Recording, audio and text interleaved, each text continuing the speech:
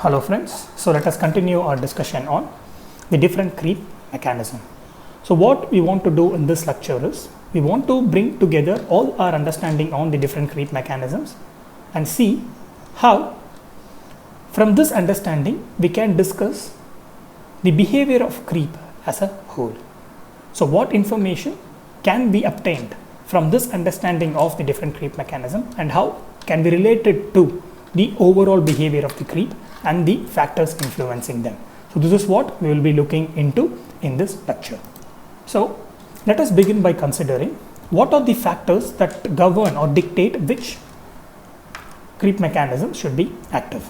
So we saw when you want to plot the creep behavior in a conventional manner that involves strain versus time.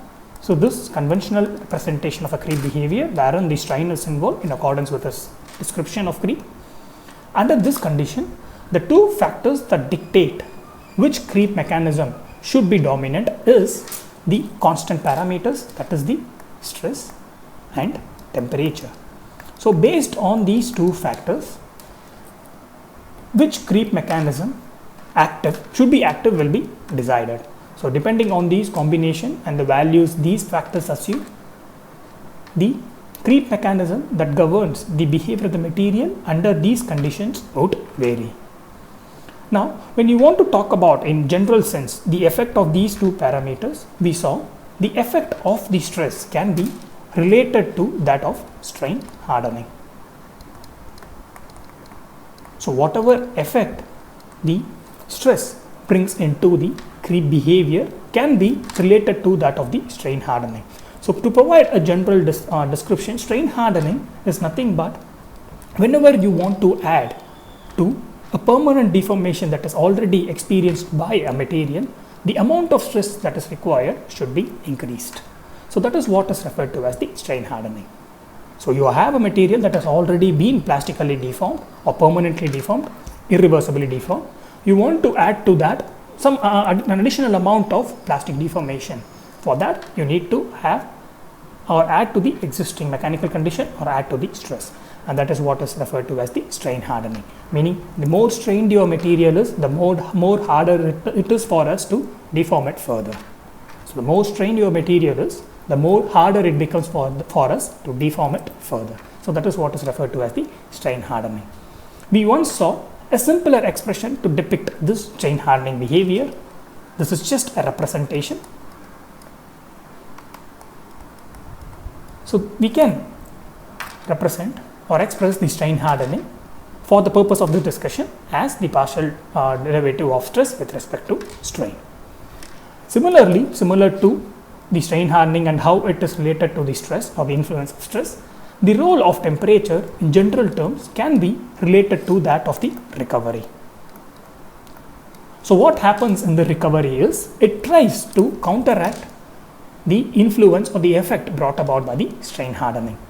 So this it achieves by annihilation, or it achieves by increasing the mobility of the dislocation, allowing or activating new slip system, thereby both increasing the mobility and activating the new slip system, increases the interaction between the different dislocations, and ultimately when you have a positive and negative dislocation interacting with each other, you have annihilation, and on top of it you have annihilation, and on top of it, by increasing the number of vacancies during this recovery, or the temperature allows for a specific movement of the dislocation called grind. This enables the rearrangement of dislocations. So you have the effect of temperature in a combined manner that includes annihilation and rearrangement. What both annihilation and rearrangement does is, it frees up space in the grain or within the material. So once you have free space, that means the newly formed dislocation and the existing dislocation can move around easily, thereby enhancing the plasticity of the material. So we have stress and temperature bringing about their own effects into the material, and these effects counteract with each other. Now the balance between these interactions or these effects is what we see in different mechanisms. For instance, now before going to that, This similar to this expression here that represents the strain hardening, we have another expression or similar expression for recovery that is expressed in this manner: minus of dou stress by dou time, the partial derivative of stress with respect to time, and there is a negative sign here because the stress that is required to bring about a particular amount of strain over the period of time, it decreases. So the effect of stress that is required over the period of time at a given temperature, particularly at high temperature, it is more dominant, it decreases, and that is why we have a negative sign here. Now whatever we see, whatever the mechanisms we observe can be discussed in terms of the balance between the strain hardening and recovery. Like I said, the reason we are reviewing these things that are already known to us is because we want to get a generalized understanding from all these different behaviors on how creep occurs in a material, or what are the factors that govern the creep in a material. So the first creep mechanism that we saw, we refer to that as the dislocation glide. So the dislocation glide was the first mechanism or the creep mechanism that we saw, and we saw that the characteristic parameters or the characteristic combination of parameters that yields this particular dislocation or this particular creep mechanism, that is the dislocation glide, is when the stress is low and the temperature, or rather when the stress is high and the temperature is low. The stress is high and the temperature is low. The combination of these two conditions introduces this particular creep mechanism. Again, these two are relative. These are not absolute values. They vary with the material that you consider, and with respect to different testings, it varies. So under this condition, we have this mechanism that is dominant. That is, dislocation glide mechanism is dominant under these conditions. Now, when you have one of these two factors that is relatively high and the other is relatively low, then depending on which factor is high, the corresponding the material behavior would vary. Meaning, under this condition, the strain hardening becomes more dominant when compared to the recovery. So under this condition, the effect of strain hardening becomes more dominant, or the effects associated with strain hardening will become more dominant when compared to the effects that of the recovery. Now what this would mean is that when you have the effect of strain hardening that is dominant, what all it ultimately means is that the dislocation density will keep on increasing. So density of dislocation will be increasing and it will be more pronounced. So the other behavior that tends to counteract or reduce this dislocation density will not be active. This is because since you have a low temperature that is operating, so instead of both rearrangement and annihilation trying to reduce the dislocation density, in this case of dislocation glide, the rearrangement is not much active. So this is not much active. So the only active factor is annihilation. So the effect of recovery in this case is rather restricted, and that is the reason why the recovery is not able to compensate or reduce the amount of dislocations that are being produced by strain hardening. So that is the reason, or that characterizes the specific mechanism called dislocation glide. So dislocation glide will occur in a way that is similar to the ones that we observed during the room temperature. So the only difference is the annihilation rate is increased, and that is what brings into the effect of creep. So when you compare to the strain hardening at room temperature and the strain hardening that is associated with the dislocation glide, the only factor that brings about the difference is the annihilation here. So the annihilation that is brought about by the temperature. If your temperature is low that is close to the ambient temperature, then whatever behavior you observe is largely governed by strain hardening. So when you talk about dislocation glide, the only differentiating factor is the annihilation that is brought about by the temperature. All the rest, the mechanical behavior of the material, the strain hardening part, the increase in the dislocation density will resemble this behavior at room temperature. Now the other behavior or the other mechanism we saw is the dislocation creep mechanism. The second mechanism is the dislocation creep mechanism. So the condition that brings about this dislocation creep mechanism is the combination of average stress and time, or rather temperature. So when you have the combination of relatively average stress and temperature, which usually brings about the characteristic curve that we are familiar with. So this combination usually brings about the characteristic curve that we are familiar with, that has different stages. So when the stress is being operated and the temperature in combination with the temperature, these are operated in a level that brings about the representative curve of creep, then the mechanism that is dominant or that renders this behavior is the dislocation creep. So what essentially happens in the dislocation creep is that there is a balance between the effect of recovery and the effect of strain hardening. So when you want to see the expressions being written for this particular dislocation creep mechanism, then you would take the ratio of the effect of strain hardening, that is, and like small t, and the effect of recovery and the effect of strain hardening. So this combination of these two, when this is close to 1, is when you have this particular mechanism that is operating. So there is some degree of balance between the effect of stress and the effect of temperature. So strain hardening and recovery, they try to balance it out, and that is when you observe this particular dislocation creep mechanism. Now, the way we are able to move from dislocation glide to dislocation creep is that the rearrangement which was absent in the dislocation glide is now active in case of dislocation creep.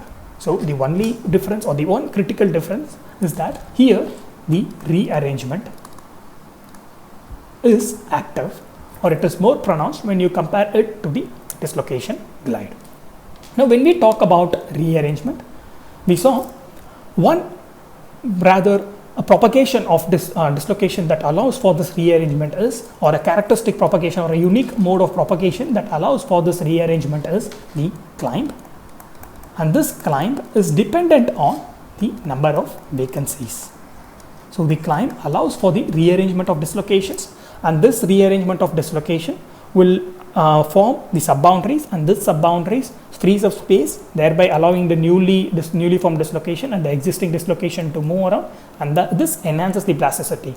Now, this formation of the subboundaries or the polygonization is possible only when the dislocations are able to move, as in case of climb. So when they are climb, when it is possible for them to climb, then only the rearrangement is possible, and the climb is dependent on number of vacancies. And in addition to this, in addition to the number of vacancies, which is an equilibrium value, the diffusivity of these vacancies also play a role. All the creep behavior, since it is dependent on time, and since with respect to time is what we are studying the behavior of the material, in addition to the number of vacancies, which is for a given temperature as an equilibrium value, the diffusivities of the vacancies also govern the effect of the temperature on this particular mechanism. So in addition to the number of vacancies, the diffusivity of the vacancies also play a role. So the factors governing the dislocation creep are, in addition to that of stress and temperature, we have the number of vacancies and the diffusivity of the vacancies. We saw that an empirical relation can be brought about for representing the stress state or the creep rate under this condition. So when the dislocation creep is the dominant mechanism that is operated during your creep testing, we saw there is an expression that can be used to represent this behavior. So this expression is referred to as, so we are bringing about all the possible influence of the factors. So this now is represented as, we have the thermal energy term here, we have the diffusivity term, and we introduce the shear modulus in order to non-dimensionalize the contribution of the stress. And this we refer to it as the power law relation.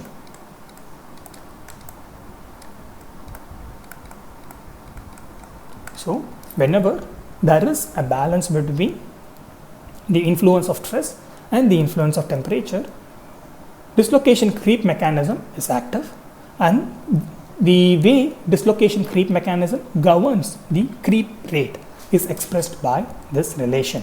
Now it is important to note that this term here, if you could recollect our previous lectures, this term kappa T here, this largely talks about the thermal energy that is introduced in the system by the temperature. If you could recollect, we talked about the vibrations of the atom, we made some assumption, and we ended up with this expression wherein we related kappa T, and we saw that depending on the number degree of freedoms, there will be a constant that will be varying here, but generally kappa T, it represents the thermal energy. Now in this expression, the temperature influences the thermal energy. In addition to that, it also influences the diffusivity of vacancies. That is, the diffusivity of vacancy is referred to as d naught inertial minus delta Q by kappa T.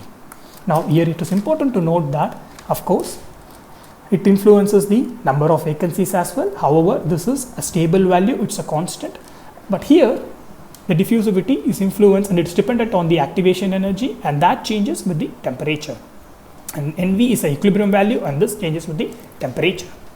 Now the effect, so the temperature has two effects, which we can talk based on this expression. It has two effects. Of course, in addition to the the material behavior of annihilation and rearrangement, based on this expression that we have for the creep rate under the dislocation creep, the temperature affects in two ways, that is through the thermal energy and the diffusivity of vacancies. Now the influence of temperature on the diffusivity is much more greater than that of the thermal energy that it introduces. Again, the way this particular rate is enhanced, the rate that is associated with dislocation creep is enhanced when you increase the temperature is through the diffusivity of vacancies more than the thermal energy. So if you could recollect, the thermal energy or the change in the thermal energy when you increase the temperature is just delta kappa T.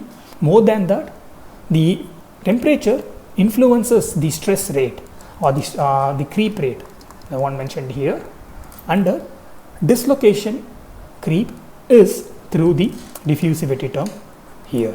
And that is the reason why we rearrange this whole expression. If you could recollect, we rearranged this whole expression as something like this. We had a constant, a proportionality constant that also includes the shear modulus term on all the other terms, and so this constant will take care of all the constant that is required, and you bring this power term here, and you have your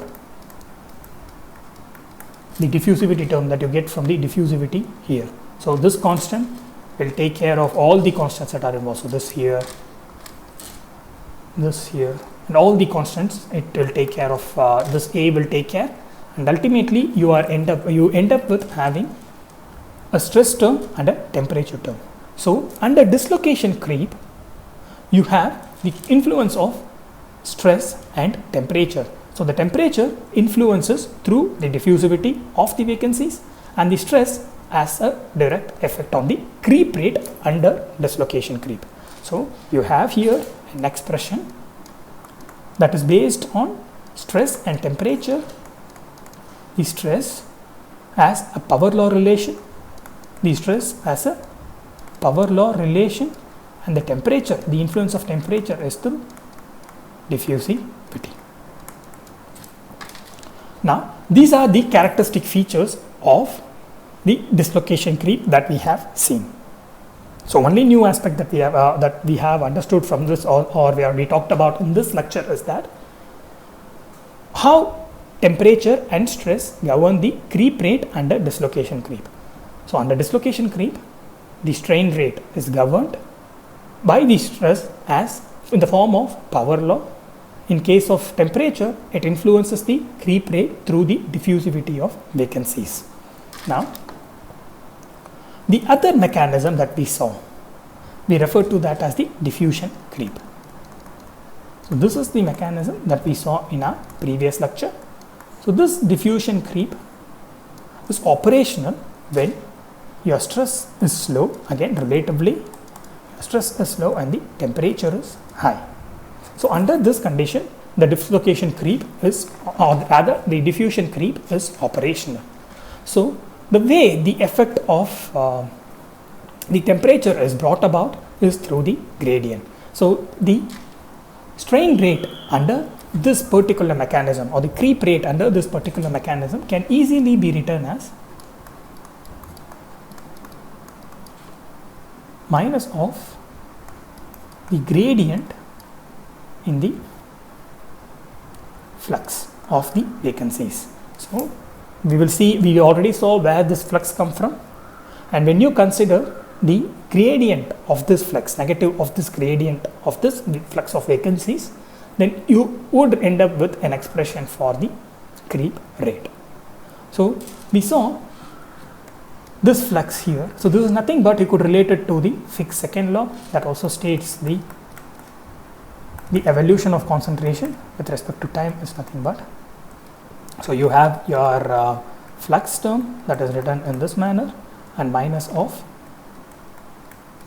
the gradient of the flux will give you the evolution of concentration with respect to time. So this is just to show that it is similar to that of the Fick's law. So what we have here is, we saw there is a flux in vacancies that is introduced by stress under the diffusion creep.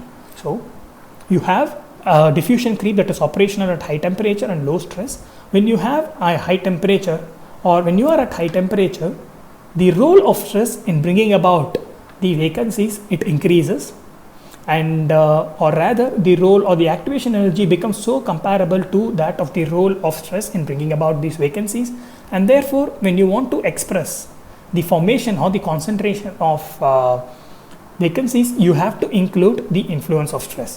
So that is the reason why for dislocation creep, the expression for the number of vacancies, so we have C here is a non-dimensionalized value of n. So n is the number, here is a mole fraction. So this is the constant, the corresponding constant. Now this is expressed as minus of energy required for the formation of vacancies minus the influence of stress at a given temperature.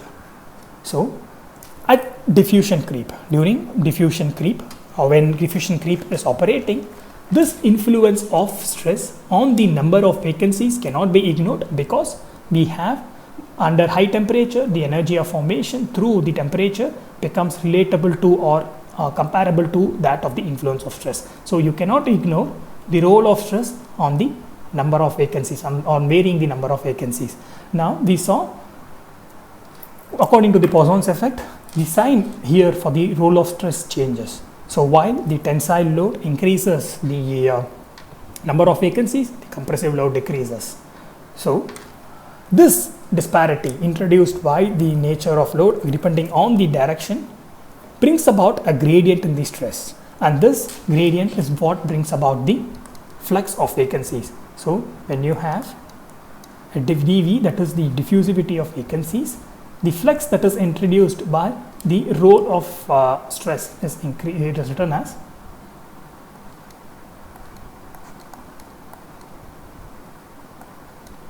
now for this is just nothing but the expression for the gradient, and we saw that for a simpler case, for when you consider just along one-dimensional section just along a line L, this expression can be written as, so this difference in the concentration of CV becomes nothing but 2C exponential minus EF by kappa T and exponential by kappa T. Now this is what the expressions we got in the previous lecture, and given that under the conditions we are talking about, this condition is, or this is what how one can relate the effect of stress to the thermal energy. then this term here can be written, we can get rid of the exponential term and it can be written as just the ratio of the contribution of the stress and the thermal energy.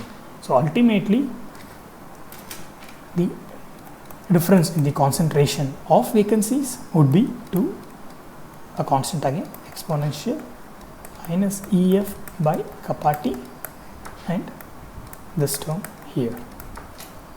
So, and again similar to this simplification, we also have seen that this term here, the gradient term or the spatial term here, can be referred to as the L, and ultimately you would have, when you relate all these, you would have an expression that is for the change in the creep rate as 1 by L square. You have your diffusivity term 2 and the constant term exponential minus EF by kappa T, and you have your stress contribution. So if we remove all these constants, so these terms, or if we treat them as constant, ultimately your stress rate is again proportional to that of the kappa T and the diffusivity term here. So if you remove all these other constant, you have these two factors governing the stress rate, or rather the creep rate under dislocation creep mechanism. So this is nothing but we just reviewed what we looked into the previous lecture, and we ended up having a simple expression something like this.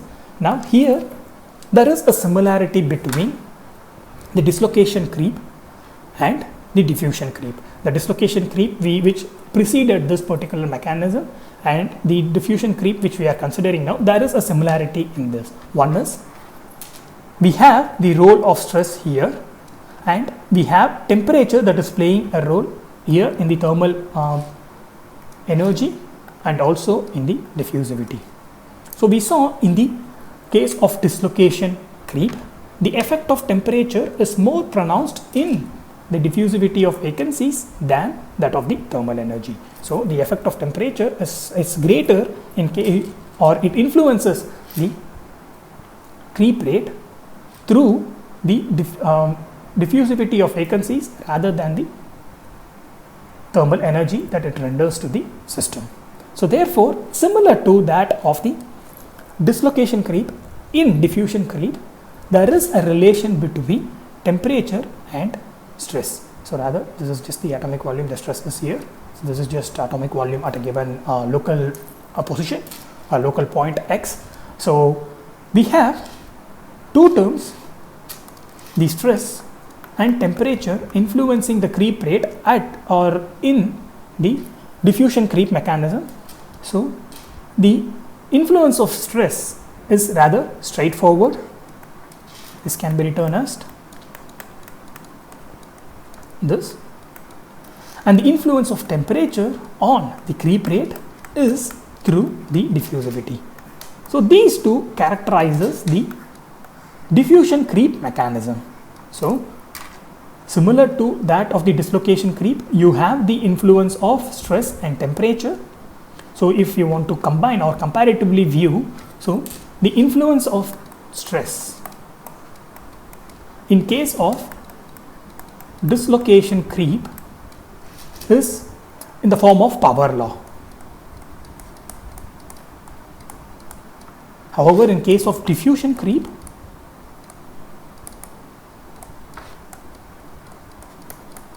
it's directly proportional, or n is equal to 1.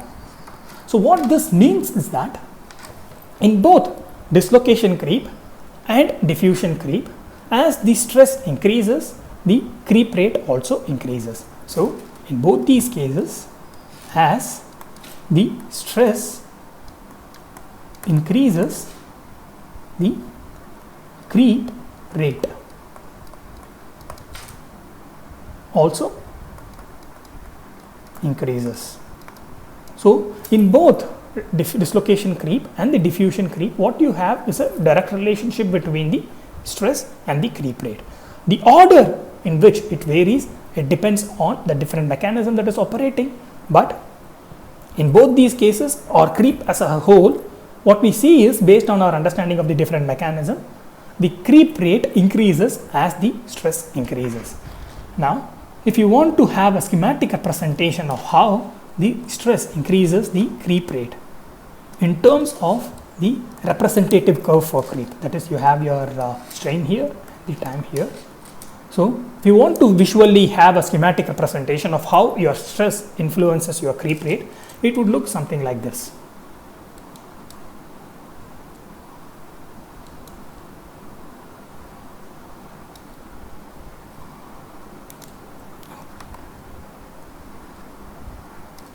So, if you consider these are the creep curves that you get for different stresses for at a constant temperature, then this is the relation that compares the different stresses that are shown here.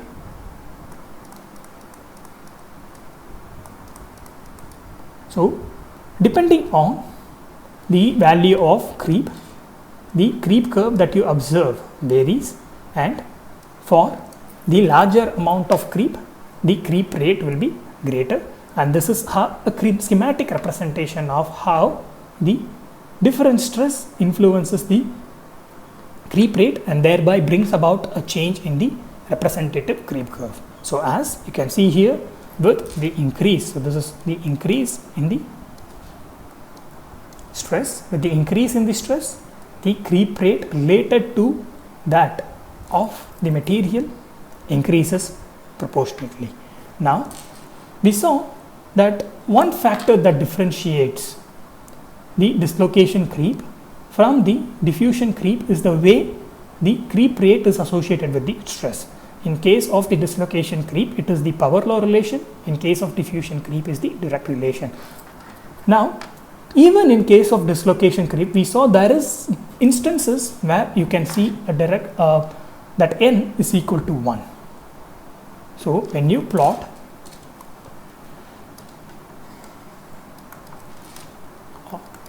the relation between the creep rate and the stress, so G is the shear modulus. Now, here we have the normalized stress contribution and we are plotting it against the creep rate. We would observe that for certain low amount of stress, there is a relation between the creep rate and the stress, and after which you have a drastic change in the slope of this particular curve, and ultimately after certain point or certain limit, there is again a drastic change in the slope of this curve. So, you have three different slopes when you want to relate the creep rate to that of the stress under dislocation creep condition. So, under dislocation creep condition, when you want to relate the creep rate to that of the stress, you would find there are three different segments in the curve that you observe. In the first segment, the n will be equal to 1, and here the n will be approximately equal to 5, and in the third region or the final region, the power law breaks up, or the power law breaks down. So, what we observe is when you want to relate the creep rate to that of stress under dislocation creep mechanism, you would observe there are three ways these two can be related. These two parameters can be related in three ways depending on the value of stress. When the value of stress is small, then the exponent value will be equal to 1, and as it increases, it reaches a value of 5, and beyond certain point, this whole relation, that is this relation beyond this point here becomes invalid.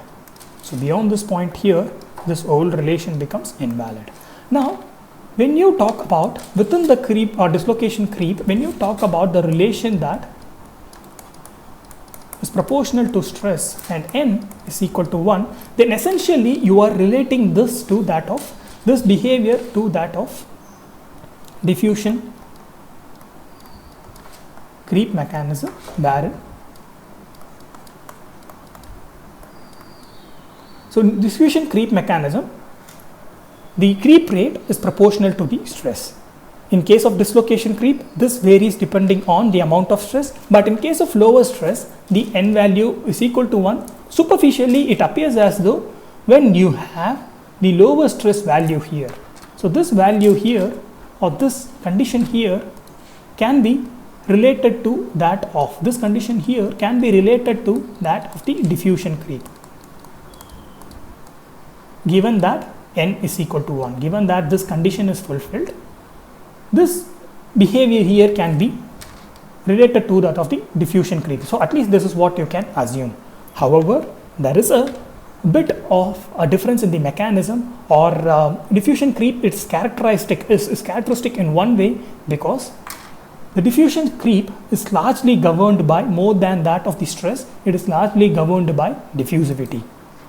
And therefore, depending on, if you could recollect in the previous lecture, depending on which diffusivity is active, we have different forms of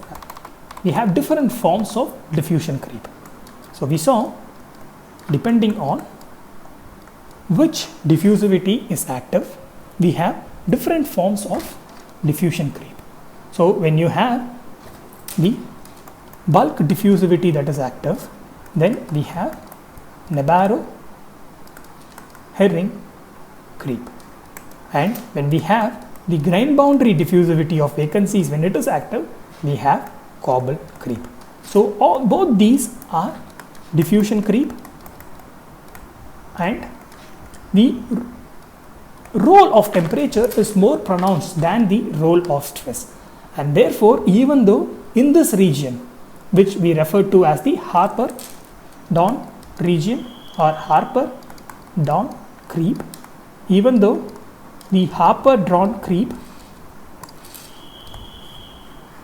might look superficially similar to that of the dislocation or diffusion creep, we should remember that in case of diffusion creep, the role of stress is not that significant. It is the diffusivity that brings about the characteristic behavior of the diffusion creep mechanism.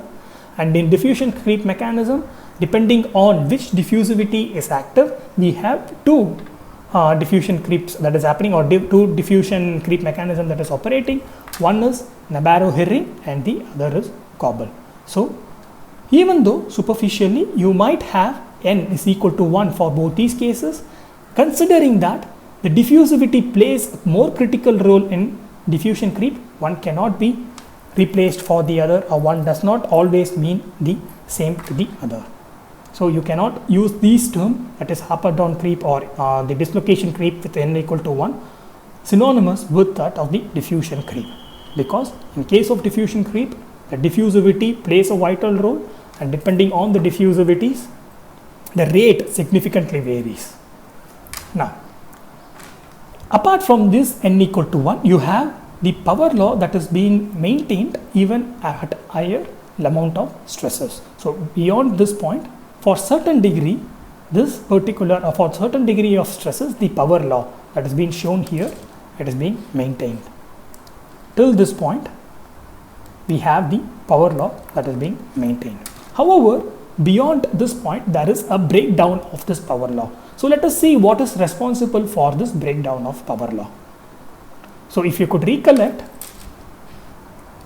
we want to understand what brings about the breakdown of power law. So now, if you could recollect, in addition to the temperature, energy of formation, the number of vacancies is governed by the stress. So the number of vacancies is governed by the stress. So this is the expression that we saw earlier.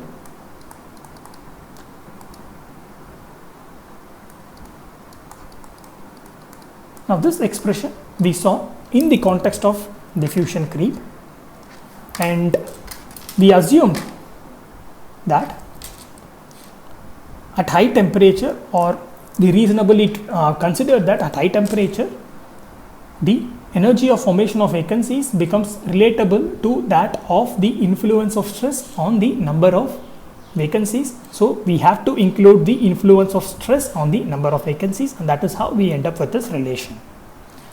While working on this relation, we saw that CV can be expressed at C0 minus EF. What I am just doing is I am expanding it, and exponential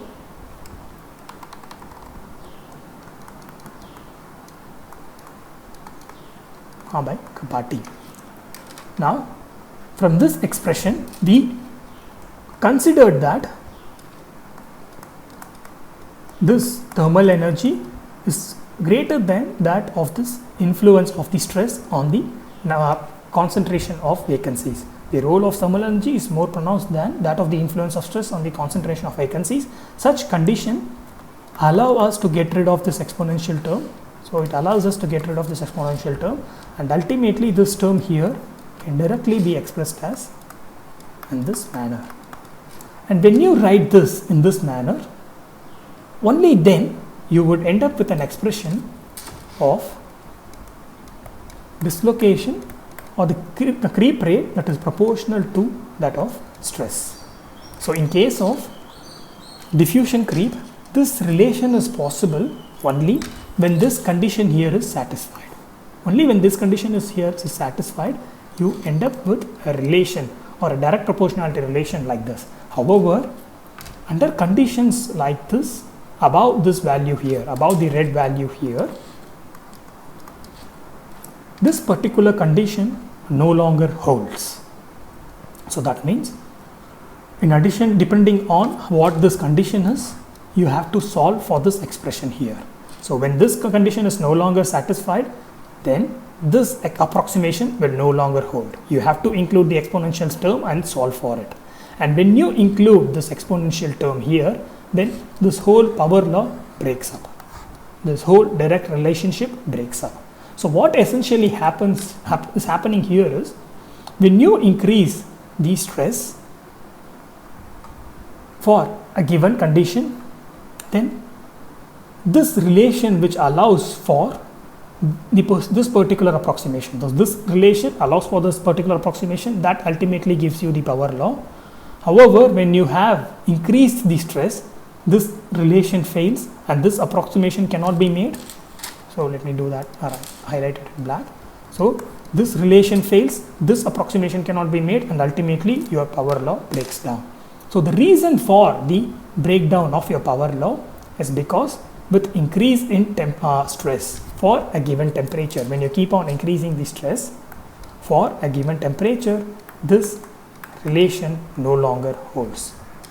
And when you have, or when you don't have this relation, then all the subsequent approximation fails, and ultimately your power law also fails. So what we have seen so far is the power law or the stress governs the strain rate or the creep rate through a power law in case of the dislocation glide mechanism, and it directly governs the creep rate in the diffusion creep mechanism. So you have a power law relation in case of dislocation creep and a direct relation in case of diffusion creep. Irrespective of this relation, these are directly proportional, and the representative curve looks like this, irrespective of the mechanism, or when you consider the creep behavior broadly, when the stress increases, the creep rate also proportionately increases, and the curve looks something like this.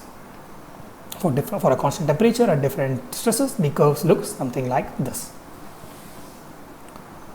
And we saw, even though n can be 1 in a particular case of dislocation creep, it cannot be made equal to that of the diffusion creep, because we have the diffusivity that is more dominant in case of the diffusion creep when compared to the dislocation creep. Now, this is the relation of the creep rate irrespective of the mechanism when you relate it to the stress. Now, the same can be done for that of the temperature. In order to do that, we need to understand more than the thermal energy. More than the thermal energy, it is the influence of temperature on the diffusivity of vacancies that governs the creep rate. So more than the thermal energy that comes at the denominator, it is the, of course the diffusivity is also governed by the thermal energy, but it's the influence of temperature on the diffusivity that plays a prominent role in the creep rate. So the temperature influences the creep rate through the diffusivity of vacancies. In both case of dislocation creep and diffusion creep, in both these cases, the vacancies play a vital role. In case of dislocation creep, through the climb. In case of the diffusion creep, through the flux. In both these cases, the vacancies play a critical role, and the way temperature affects these mechanisms is through the diffusivity of these vacancies. And since the diffusivity of the vacancies is of this form, we represent the diffusivity of this vacancy of this form, where delta Q is the activation energy, meaning with increase in the temperature, the diffusivity increases. So there is, in this sense, a direct relation between the temperature and diffusivity, and since diffusivity and the creep rate are directly related, that means the creep rate and the temperature are also directly related, or they are proportional to one another. So the way we can understand the effect of temperature on the creep rate is through diffusivity of vacancies. So in both mechanism that we are talking about, that is the dislocation creep mechanism and the diffusion creep mechanism, the vacancies and their diffusivity play a critical role. Now the diffusivity of vacancy in case of dislocation creep is important because we need the climb of dislocation. The diffusivity of vacancy is in case of diffusion creep is important because we are talking about the flux of vacancies. In both these cases, the diffusivity is important. The temperature influences the diffusivity of the vacancies through this relation here, meaning when there is an increase in temperature, the diffusivity proportionately increases. So this is the relation between diffusivity and temperature. When temperature increases, there is a proportional increase in the diffusivity. And we saw when the diffusivity increases, the creep rate increases irrespective of the creep mechanism. When you have an increase in diffusivity, you have an increase in creep rate. So that means the temperature also has an effect that is similar to that of the diffusivity, meaning when the temperature increases, the creep rate also increases. So ultimately, the effect of temperature and stress are of similar trend. So what I mean by that is, effect of temperature and stress are of similar trend, meaning as temperature and stress increases, the creep rate, irrespective of the mechanism, the creep rate as a whole increases. So this understanding we gained by looking into or reviewing the different forms of creep mechanism and the equation that are associated with it. We saw irrespective of the mechanism, be it dislocation creep or the diffusion creep, which are operational at the average and at high temperature, irrespective of the mechanism, the temperature and stress, they influence the creep rate in a similar manner. Both temperature and creep, when they increase, they also increase the creep rate. So this is irrespective of the mechanism that we are talking about. However, even though the proportionality or the exponent term can be equal for the different creep mechanisms, we should know that these creep mechanisms, they are characteristically different. One is governed by largely by the different modes of diffusivities, while the other is not.